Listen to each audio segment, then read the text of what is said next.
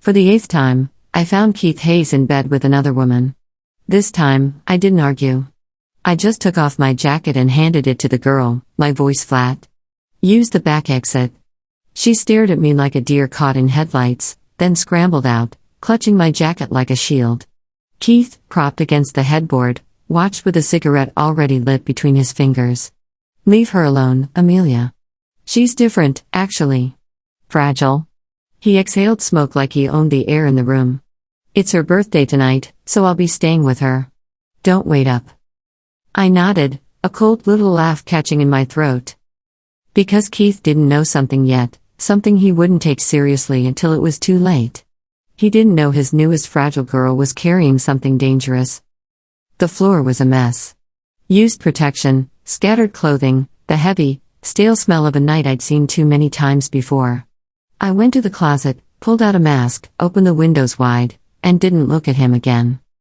He watched me with idle curiosity. Change of heart? Not filing for divorce today? Finally learned how the world works? Yes. My voice stayed soft. I've learned. Keith scoffed. Took you long enough. He moved with the lazy confidence of a man who'd never feared consequences, reaching for his shirt and beginning to button it. In our circles, marriage is just the opening act. When the performance is over, everyone finds their own entertainment. Better you accept it. Saves us the tedious drama. I stood there, silent, watching him tug his cuffs into place. You really aren't coming back tonight? I asked, as if it mattered. Nope. He buckled his belt and glanced at me like I was an afterthought. Why? Is today some special occasion? I shook my head. Just asking. Oh, right. He paused at the doorway, as casual as a man remembering milk. We're running low. Could you pick some up when you get a chance? Sure. The door clicked shut. I stayed by the open window, watching his headlights cut through the night and disappear at the end of the tree-lined drive. Then I picked up my phone and dialed a number. He's gone, I said. You can start cleaning now. 5 minutes later, 3 people came in wearing full protective gear. They moved quickly, efficiently, collecting what was on the floor, wiping down every surface with professional disinfectant, stripping the bedding and sealing everything in airtight bags. The lead woman, a calm middle-aged professional, nodded to me. Mrs. Hayes. It's handled. There won't be any risk left behind. Thank you, I said. Especially this bedroom. Make sure it's thorough. Understood. My gaze drifted to the wedding photo on the wall. Someone, one of his many entertainments, had once smeared a lipstick X across my face, like I was a mistake to be crossed out. I'd spent years pretending not to notice the ways his choices had broken things in me, including dreams I didn't even say out loud anymore. I closed the bedroom door gently, turned, and walked downstairs. On the living room coffee table sat a cake box. I opened it, took the single complimentary candle, pressed it into the frosting, and lit it. Keith remembered that today was his mistress's birthday. He forgot it was mine, too. The flame danced, small and stubborn. I stared at it for a long time, then leaned in and blew it out. I'd planned to ask for a divorce. Now I didn't want to. I wanted everything. For 5 straight days, Keith didn't come home. And as if she'd been given silent permission, the mistress messaged me like clockwork, videos, photos, smug little notes meant to bruise. He said I'm the kind of person he really wants. He said he's been tired of a homebody like you for ages. He's not coming back again tonight. Aren't you lonely, sleeping alone? I didn't reply to a single one. I took my medication on time. I went to my follow-ups. I slept. And I instructed my assistant to catalog and archive every screenshot she sent, date, time, content. Neat. Organized. Waiting. On the 6th night, Keith finally called. I was at the hospital, sitting on a hallway bench after a round of tests, waiting for results. The overhead lights made everything look too clean, too bright. His voice was hoarse on the phone, still carrying the restless energy of a man who never knew when to stop. Amelia. I didn't speak. Someone's been snapping pictures of Chloe and me lately, he said. There's an interview tomorrow. I need you to come to the office and help her clear things up. I let 2 seconds pass. Clear what up? Just say it was a misunderstanding, he said quickly. That she's a student I'm sponsoring and you were there too. He paused, as if he were doing me a favor by sounding gentle. You know she's young. She can't handle public scrutiny. I looked down at the faint marks on the back of my hand from the day's blood work. Okay, I said. Relief exhaled through the speaker. You're always so understanding. His tone softened, warm with habit. How about I come home tonight and spend some time with you? It's been a while since I'm not really available these past couple of days, I cut in. Silence. Then, quietly, why? My period, I said. The line went quiet again, and I could practically hear his impatience pressing against his teeth. All right, he said at last, annoyance tucked behind a practice coax. Get some sleep. And don't overthink things. After hanging up, I stared at the dark screen and felt laughter rise in my chest, sharp, almost amused. He thought I was saving myself for him. He had no idea I couldn't stand the thought of being touched by him. The next day's interview was staged in the lobby of the Hayes Corp building, all glass and polished stone, a perfect place to sell a perfect lie.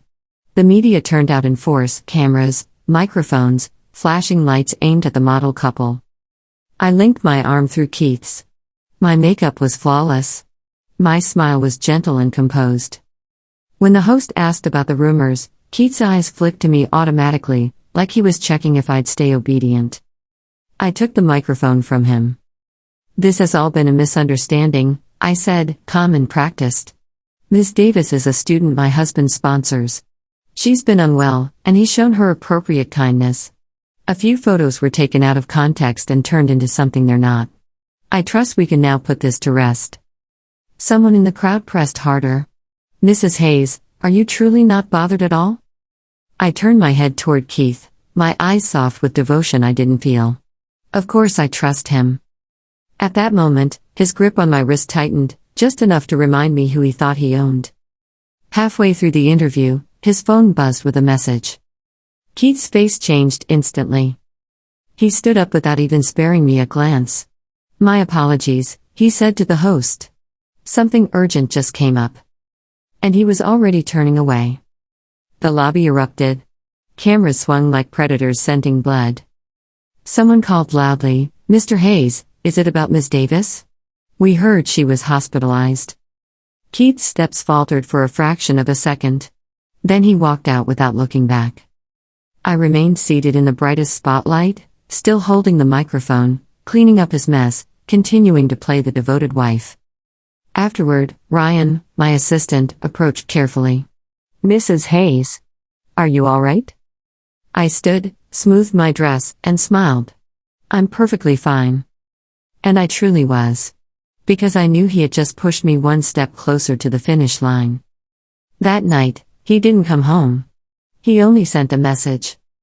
Her fever's really high. I'm at the hospital. You go to sleep first. I replied with a single word. Okay. Then I waited a moment and sent another message. My mom isn't feeling too well. I need to go back to my parents' place tomorrow for about a month. He answered almost immediately. Want me to come with you? It's nothing serious. I can handle it. Okay, he sent back. I set my phone aside with a quiet exhale and turned my attention to the newly delivered report on my desk. Its conclusion was clinical and cold. The incubation period had ended. The illness was now contagious. The next morning, I packed my bags and left the mansion. As the car drove out of the long, tree-lined driveway, I glanced in the rearview mirror at the house I'd lived in for 4 years. The morning mist hadn't lifted yet, dull gray light blurred the garden into something almost unreal. It was full of red roses. Years ago, Keith had flown them in from France simply because I'd once said I liked them. The golden boy of the city's elite, wealthy, admired, untouchable, had planted 999 roses with me by hand. He'd stayed up late for 9 nights, obsessing over the layout, revising it like it was a business plan. I used to tease him. You're worse than me. A perfectionist. He kissed my forehead and said, because this is our home. Our home. I looked away, leaned back, and closed my eyes. Now his parade of mistresses never ended, and I was the only one left tending to the roses. Our home had become their hotel. I didn't go to my parents' place. Instead, I went straight to a private retreat in the suburbs, the kind rich people used when they wanted privacy more than comfort. The doctor was already waiting when I arrived. According to current data, he said, flipping through the reports, you show no signs of infection. But for absolute safety, it's best if you avoid close contact with anyone for the next month. I understand, I said, nodding. As for Mr. Hayes, he hesitated, letting the sentence hang. Just keep observing, I finished for him. Any updates, let me know immediately. I moved into a small house at the very back of the retreat. My days became simple, follow-ups, medication, reading, quiet walks. It felt less like living and more like waiting for a countdown to reach 0. On the 7th night, Keith called. It was the first time he'd contacted me since I left. Behind his voice was a noisy hum, clinking glasses, conversation, some expensive dinner I wasn't invited to. Where are you? He asked, impatience sharpening the words. My parents' place, I said calmly. Why haven't you replied to my messages? He snapped. I haven't been feeling well, I said. Maybe I'm just tired. When are you coming back? I'm not sure, I answered softly. I still need to take care of my mother. I could hear him forcing himself to stay composed. All right, he said. Take care of yourself. Then, like an afterthought dressed up as permission, he added, oh, by the way, Chloe's been discharged. She doesn't know anyone in the city, so I've let her stay at the house for a few days. She's in your bedroom, so don't be surprised when you get back. And don't overthink it. I hummed. Of course. Of course I wouldn't overthink it, because that room had already stopped being mine a long time ago. 4 more days passed. This time, it was Ryan who called. His voice was frantic. Mrs. Hayes. Mr. Hayes is in trouble. My fingers tightened around the phone. What happened? He had a high fever all night, it wouldn't break. This morning he was rushed to the hospital. Ryan swallowed hard. The doctors said the situation is complicated. They asked for a family member to come as soon as possible. I went quiet for 2 seconds. Which hospital? Ryan gave me the address. It was the same one Chloe had been in. I understand, I said. I'll be there as soon as I can. After hanging up, I sat on the edge of the bed and stared out at the quiet lawn. The sun was bright, too bright for anything bad to be happening. A knock came. The doctor stepped in, his expression careful. Are you going out? He asked. Yes. I stood. To see my husband. He looked like he wanted to say more, but in the end he only said, please be careful. I smiled as I pulled on my mask. Don't worry. I value my life more than anyone. As the car drove into the city, my phone lit up again. A message from Keith. Where are you?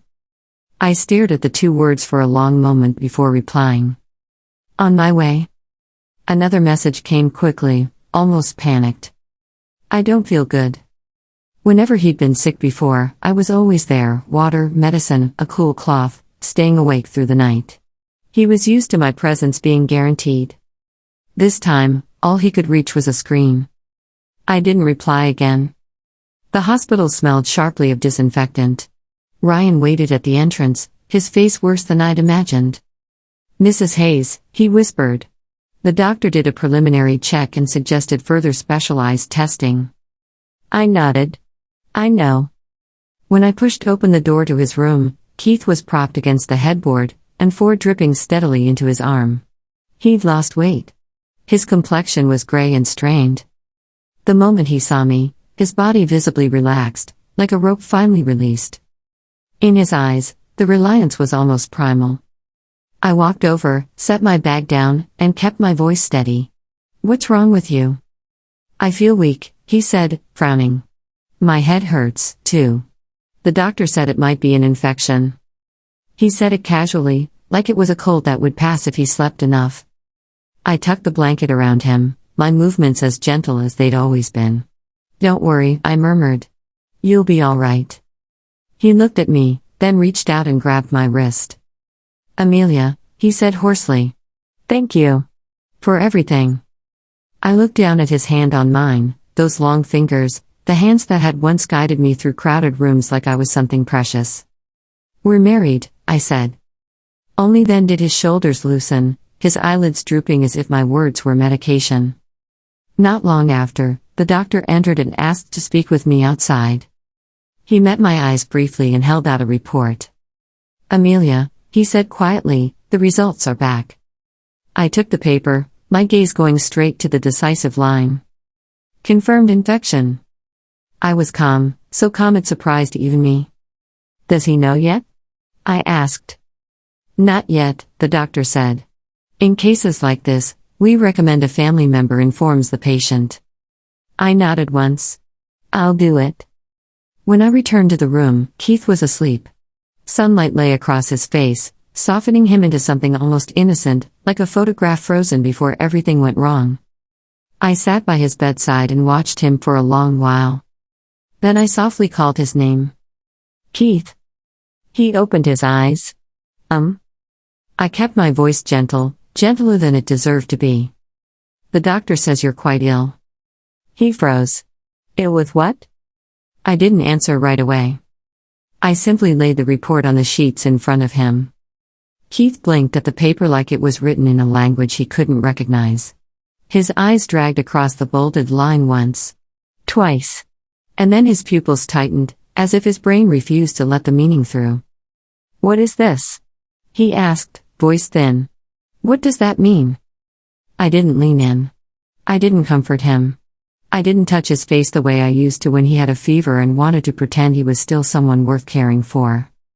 It means you tested positive for HIV, I said softly. And the doctors are concerned it's progressed. You need treatment. You need to follow instructions exactly. For a second, he just stared at me, blank. Then he shook his head once, hard, like he could shake the truth loose and throw it out of the room. No, he said. No. That's not possible. His fingers crumpled the report without him noticing. His breathing went shallow, quick, like someone had tightened a belt around his ribs. You've got the wrong person, he whispered, suddenly urgent. Test again. We'll go to a private clinic. We'll. It's already been confirmed, I said. They repeated it? His eyes flashed with something that looked almost childish. Terror, raw and stupid, the kind of fear men like Keith didn't think applied to them. His gaze drifted, somewhere past me, somewhere into memory, until it snapped back like a rubber band. Chloe, he said. Not a name, really. More like a curse he'd accidentally spoken out loud. His voice cracked.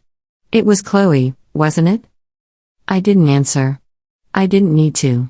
The room did it for me, the IV drip, the fluorescent light, the sharp hospital smell, the quiet hum of a machine keeping time. He swallowed, and his throat worked like he was trying not to be sick. She told me, he stammered. She said she was clean. She said she didn't. She said she wasn't like the others. He looked at me like I could fix it. Like I was still the woman who carried him through every mess he made and thanked him for the privilege. Amelia, he said, voice suddenly pleading, tell me this is a mistake. We'll go somewhere else. We'll do another test. Please. And for one sharp flash, my mind betrayed me with a scene from years ago, Keith in a cheap apartment when his family froze his accounts to punish him for marrying me. He'd been feverish, half delirious, gripping my hand like I was the only solid thing in the world. Don't go. Please don't go. Back then, I'd cried and emptied my savings onto the table like love was something you could pay with. I'm here. I'll stay. We'll get through it. I blinked once, and that younger version of me disappeared like a mirage. I'm telling you it isn't a mistake, I said calmly. And panicking won't change it. He sagged back against the pillows as if someone had pulled the bones out of his body. He stared up at the ceiling, whispering to himself like a man praying to a god he didn't believe in. I'm finished, he breathed. I'm finished. For him, it was the end of the world, and not because of the illness alone. Keith Hayes lived on image. On control. On being untouchable. If this became public, the board would smell blood. Investors would run. Reporters would circle. Every rival who'd smiled at him over expensive bourbon would turn into a predator overnight. And Keith knew it. He turned his head sharply, eyes wide and shining. Will I die? I watched him, this man who'd spent years acting like consequences were for other people, and I let my voice stay mild. Almost kind. If you follow treatment, you can live, I said. It won't be instant. But it will change everything. His shoulders trembled with a shaky breath of relief, like he'd been given permission to keep existing. Okay, he whispered. Okay.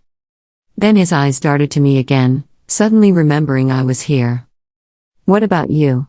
He asked, frantic. Amelia, did you? I've been tested, I cut in. I'm fine. For now. That part was true.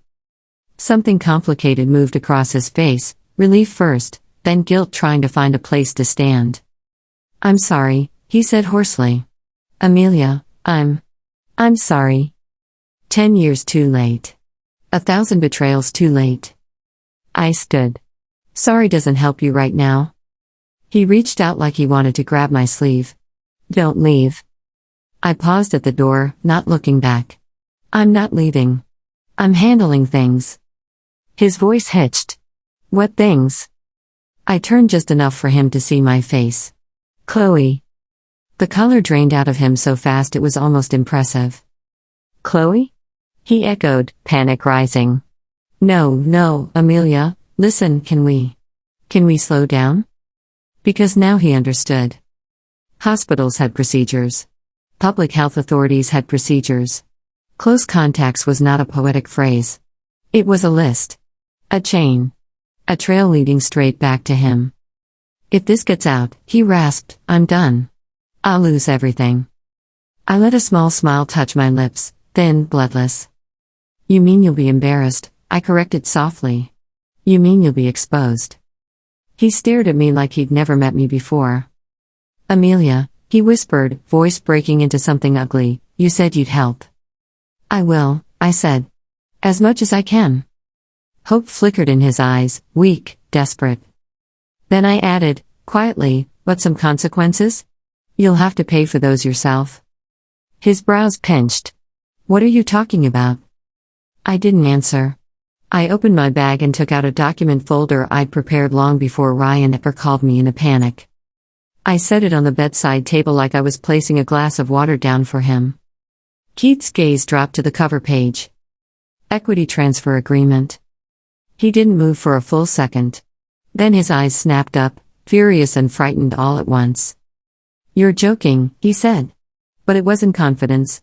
It was disbelief, like he couldn't accept that the ground had shifted under him.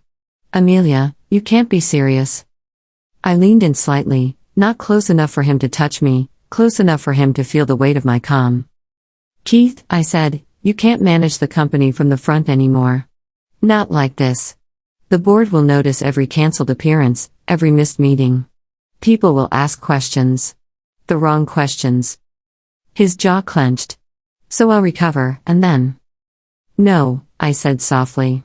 You'll be resting. Publicly. Privately, you'll be fighting for your life, your reputation, and your position. And while you do that, someone needs to hold the wheel. He stared at the paper again, like it had grown teeth. What do you want? He asked, voice rough. I met his eyes. 50%. The words landed heavy. Even the IV drip seemed to pause. 50? He repeated, almost numb. Then his face contorted, and the panic finally turned into rage. You're trying to kill me. You're pushing me off a cliff. I didn't flinch. I'm building you a railing. His eyes narrowed. You planned this. I didn't deny it. Denying it would have been an insult to my own intelligence. I started planning the day you moved Chloe into my house, I said. Into my bedroom. His lips parted, and for a moment he couldn't breathe. You knew, he whispered. You knew something was wrong with her. I tilted my head. Keith, if I answered every question you asked too late, we'd be here all year. He shook his head, wild. This is extortion. It's insurance, I corrected, gentle as a nurse. Think. And I said it the way you speak to a man who prides himself on being smart, slow, clear, inevitable. If this becomes public, the board will move on you. Your partners will freeze. Your enemies will feed. The company will shake. And if the company shakes, so does your legacy. His breath hitched. He knew I was right. That was the cruelest part, he knew. But if the shares are in my name, I continued, the company looks stable on paper. The public sees the devoted wife stepping in while her husband recovers. The board sees continuity. The market sees calm. I let my voice soften further. And you? You keep your name, your title, your dignity. For now. He stared at me, and something in his expression cracked. The man who once strutted through rooms like he owned the air suddenly looked small in a hospital bed. You're taking advantage, he said, weak. I smiled faintly. You trained me well. His hand shook as he reached for the folder. The pen on the table might as well have weighed 100 pounds. Amelia, he said, voice trembling, if I sign this, you'll stay on my side, right? I looked at him the way you look at someone asking for a promise they don't deserve. If you cooperate, I said, I'll do what needs doing. The silence stretched. The IV drip kept time. And finally, Keith signed. His name looked strange on the page. Like a man selling a piece of himself and pretending it was temporary. I took the agreement back with careful hands and slid it into my folder as if it were fragile. Rest, I told him, my tone almost tender. I'll handle the company. His eyes followed me, tangled with anger, fear, and a kind of humiliating dependence. When I stepped into the hallway, Ryan was waiting. He looked at my face, then at the folder, and something flickered in his eyes, understanding. There are already people asking questions, he murmured. Executives. Assistants. Everyone. I adjusted the strap of my purse on my shoulder and let my posture straighten into something sharper. Tell them, I said evenly, that Mr. Hayes needs privacy and recovery. All scheduling and decisions go through me. Ryan hesitated, just a beat, then nodded. Yes, Mrs. Hayes. By the time I left the hospital, the air outside felt different. Like the world had tilted, and it finally favored me. I didn't go back to the retreat that night. I went home. And of course Chloe was still there, curled in my bedroom like she belonged, wearing one of my silk sleep sets. The staff hovered around her with worried eyes, telling me she'd been down, that she'd had a fever, that her cough sounded rough, that she'd been waiting for Keith. I knocked once and pushed open the door. She startled upright so fast the blanket slipped. She looked pale, two bright eyes in a face that still tried to be innocent. When she saw me, relief and panic collided on her expression. Mrs. Hayes, she stammered. Is Keith, Mr. Hayes, how is he? I studied her the way you study a stain you're deciding whether to cut out or bleach. He's stable, I said. You don't need to worry about him. She exhaled like she'd been holding her breath for days. Then she bit her lip hard, as if remembering she was supposed to look devastated. When will he come home? She whispered. I didn't answer. I took out a separate packet of paperwork and set it on the bed beside her, lightly, politely, like a gift. Hospital needs to verify a few things, I said. Standard procedure. Her gaze dropped to the page, and her confusion lasted about 3 seconds before her face went dead white. No, she whispered. No, there's a mistake. Her eyes snapped up, glassy. Mrs. Hayes, how could I? I said nothing. Silence made people confess faster than anger ever did. Her voice began to shake. Is Keith? Is he saying I gave him something? I watched her carefully. Where it started doesn't matter right now, I said coolly. What matters is what happens next. You need to cooperate. You need further testing. And you need to notify anyone you've been close with. The words notify anyone hit her like a slap. She went rigid, like her body had locked itself to keep from falling apart. Because she understood exactly what it meant. There was a past she'd buried. People she'd lied to. A persona she'd built like a white dress, clean, delicate, untouched. And procedures didn't care about costumes. Please, she choked suddenly, sliding off the bed. She grabbed my hand with both of hers, wet-eyed, trembling. Mrs. Hayes, please don't make this public. I'll leave. I'll disappear. I won't take anything. I'll go tonight. Tears spilled down her cheeks like she'd practiced it. But my heart didn't move. I pulled my hand back gently, as if touching her too long would smear something on my skin. This isn't my call, I said flatly. A process is a process. She collapsed to the floor, staring at the papers like they were a countdown. I didn't look back when I left the room. Some debts didn't require my hands. They required time. Keith realized the ground was sliding out from under him a little later, when the board stopped treating him like the sun. At first it was small things. A meeting link didn't arrive in his inbox until my office forwarded it. A report came summarized instead of detailed. A call went through my assistant instead of his. Then, during a high-level video conference, he was politely excused early for health reasons. Once, twice, 3 times. And every time, his access shrank. Like a lock being turned one click at a time. He called me late one night, his voice sharp with a panic he couldn't hide. "Did you do something?" he demanded. "Are you pulling strings?" I was at my desk, stacks of documents waiting under warm light. I held my pen still. "No," I said sweetly. "I'm operating under the authority you gave me." Silence. I heard his breathing, heavy and uneven.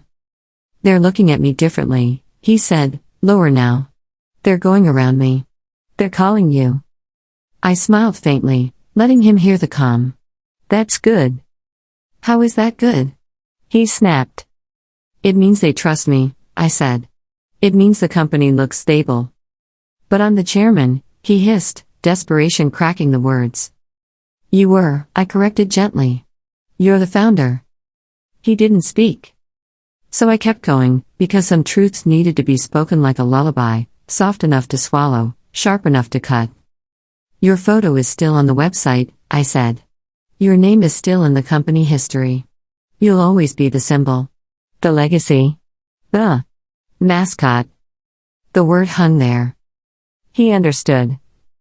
Around the same time, Chloe's life began to unravel in ways she couldn't cry her way out of. The official channels moved quietly at first, testing, interviews, contact tracing, procedures that didn't care whether she was fragile. Then the unofficial world, private group chats, rumor mills, the kind of circles rich people pretend they don't belong to, started circulating videos and stories that didn't match her innocent act. Not the kind of content that belonged on public screens. Not the kind of thing I needed to describe to know it would destroy her. It spread anyway. Then came the claims, timelines, overlapping relationships, whispers that she'd been playing multiple men at once, that her student story was a costume. A university issued a cold statement, she wasn't affiliated. Her social accounts were stripped bare by strangers with too much time and too much cruelty. Old photos resurfaced. Old contacts were named. Old lies were pulled into daylight. And finally, because consequences always end up with paperwork, there were allegations serious enough to become an investigation. One night she called me, sobbing so hard she couldn't form full sentences. "It was you," she managed at last, hatred and despair mixing into something feral. "You did this to me. You ruined me." I sat in my office chair and looked out over the city lights through my window, cold, bright, indifferent. "Chloe," I said softly, "didn't you want him?" She made a strangled sound. "Now everyone knows you had him," I continued, voice calm as glass. "Congratulations." She screamed into the phone. I hung up. That was only the first domino. Because Keith didn't just have Chloe. He had a whole parade, women with polished smiles and private lives, women with clean public images and hidden histories, women who thought being chosen by him made them untouchable. And I had files. Years of them. Transfers. Messages.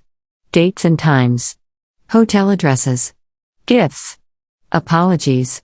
Threats. Proof of the things his world pretended were rumors. I didn't drop them all at once. That would have been mercy. I released them like precision strikes, one story at a time, to the right place, where it would do the most damage.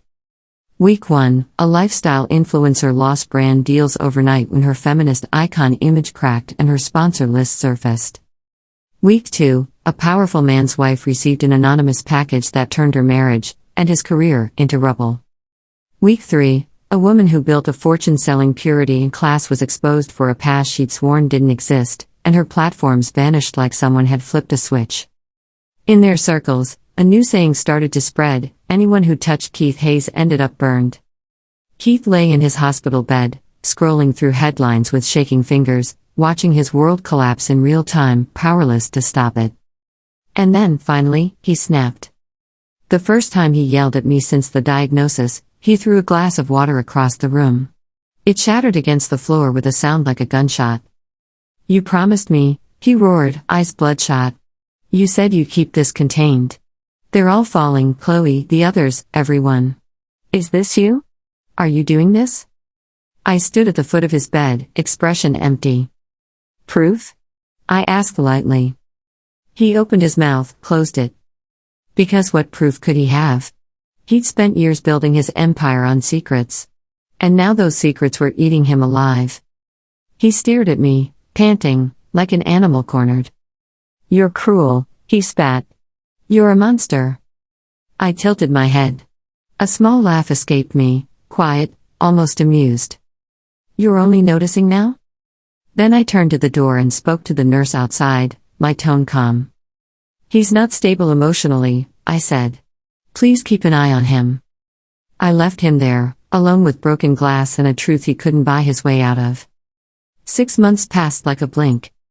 Hayes Corp released its annual report, and the business world reacted like someone had set off a bomb in a quiet room. Because the signature at the bottom wasn't Keith's anymore. It was mine. I took the chair. Officially. Publicly. Chairwoman and CEO. On the same day, the company website quietly removed the founder's letter Keith had written, the glossy, self-congratulatory vision piece that used to sit like a shrine. His name didn't vanish all at once. It just stopped being mentioned. As if history had finally decided it didn't need him. When that news reached him, he was in physical therapy, sweating through a rehabilitation session, trying to pretend he still had control over anything. He stared at the headline on his phone until his face went blank. Then he crumpled like a man unplugged from power. They rushed him to emergency care. I didn't go. I was in a boardroom, signing a buyback agreement with a steady hand. Using dividends he'd once taken for granted, I purchased the last remaining piece of stock he still held, the final crumb of his empire. After that, Hayes Corp and Keith Hayes were no longer the same story. They were two rivers that had crossed once and then split, never to meet again. That's when he started begging. Really begging. Not the charming, persuasive Keith who knew how to sell a room. A small, broken man with hollow eyes and a voice that shook. "I have nothing," he whispered to me one day, as if saying it would make it untrue. "I only have you. Amelia, please. We're still married. Don't do this." I looked at his gaunt face, cheekbones sharp, skin dull, the arrogance finally stripped away.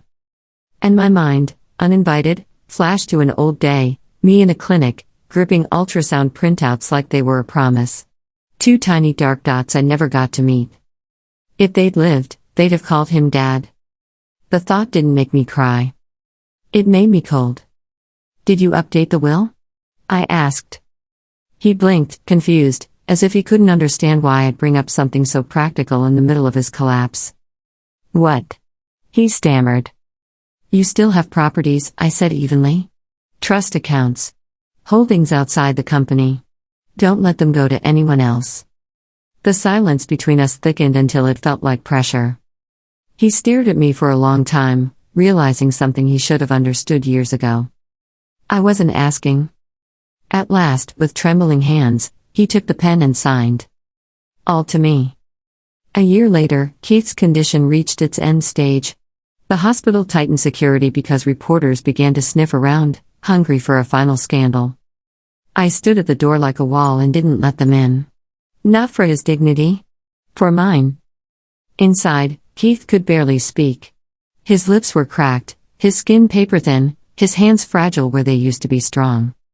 He clutched my fingers like he could anchor himself to life through me. "Amelia," he whispered, so soft it was almost air. I looked down at him without hatred, without love. Just clarity. His eyes fluttered, and I could feel him trying to push words through a body that wouldn't cooperate anymore. Regret. Apology. A confession he'd never had the courage to say out loud. He managed only a few broken syllables before the monitors shifted, before the room filled with that long, steady sound that meant time was done. Keith Hayes was gone. I didn't cry. The funeral was quiet, almost embarrassingly so for a man who used to believe the world would stop when he entered a room. There were business representatives. A few distant relatives. People who came out of obligation, not grief. The ones who once hovered around him like worshippers didn't show. By then, everyone knew too much. As the ashes were lowered, I heard whispers behind me, soft, fascinated. His wife. She's the real one. She won. They weren't wrong. 3 months later, the will finalized. Overseas trusts, properties, investments, everything flowed into my name like a tide returning to where it belonged. With my controlling shares, Hayes Corp was mine in every way that mattered. A year after I took the seat, the board threw an anniversary gala. Bright lights. Crystal glasses. Expensive laughter. The kind of room that used to make me feel small. Now they stood when I entered. Now they called me Chairwoman Hayes. Ryan leaned in at my shoulder, voice low. Update on Chloe Davis. Appeal denied. Sentence stands. I nodded once, like I'd expected nothing else. And the others? I asked quietly. Handled, he said. Some prosecuted. Some ruined. None of them are coming back from it. I hummed, satisfied in a way that felt almost peaceful. Midway through the evening, I stepped out onto the balcony alone. The city spread beneath me, alive, glittering, indifferent. For a moment, I thought of the roses. The 999 red blooms Keith once planted like a grand gesture, like a decoration meant to convince me love was real. Back then, I believed it. Now I understood it had been a cost, one he could afford, never a sacrifice. My phone buzzed. A message from the CFO, record profits again this quarter. I looked at the screen, then slipped the phone away and lifted my glass toward the skyline. To freedom, I murmured. Then, softer, almost to myself. To power. And after a beat, with the faintest curve of my lips. To me.